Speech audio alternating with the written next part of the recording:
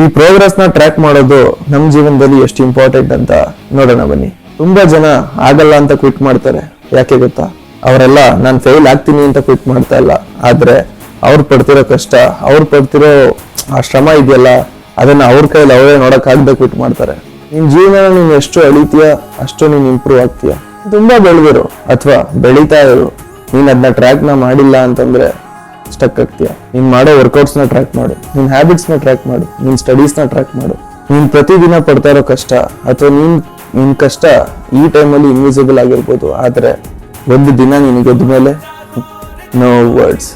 ನಿನ್ ಫೀಲಿಂಗ್ಸ್ ನ ಟ್ರಸ್ಟ್ ಮಾಡ್ಬೇಡ. ನಿನ್ ಜೀವನದಲ್ಲಿ ನಡೀತಾ ಇರೋದು, ನಡೆದಿರೋದು ಆ ಡೇಟಾನ ನಂಬು. ಯಾಕಂದ್ರೆ ಎಷ್ಟು ಟ್ರ್ಯಾಕ್ ನ ನೀನ್ ಪ್ರೋಗ್ರೆಸ್ ಮಾಡ್ತೀಯ ಅಷ್ಟೇ ಪ್ರೋಗ್ರೆಸ್ ನಿನ್ ಲೈಫಲ್ಲಿ ಆಗ್ತೀಯ. ಓದಲ್ದೆ ನೀನ್ ರಿಪೀಟ್ ಮಾಡ್ತೀಯ, ಆ ಪ್ರೋಗ್ರೆಸ್ ನ ಆದಷ್ಟು ರಿಪೀಟ್ ಮಾಡ್ತೀಯ. ಟ್ರೈ ಮಾಡಿ ನೋಡು.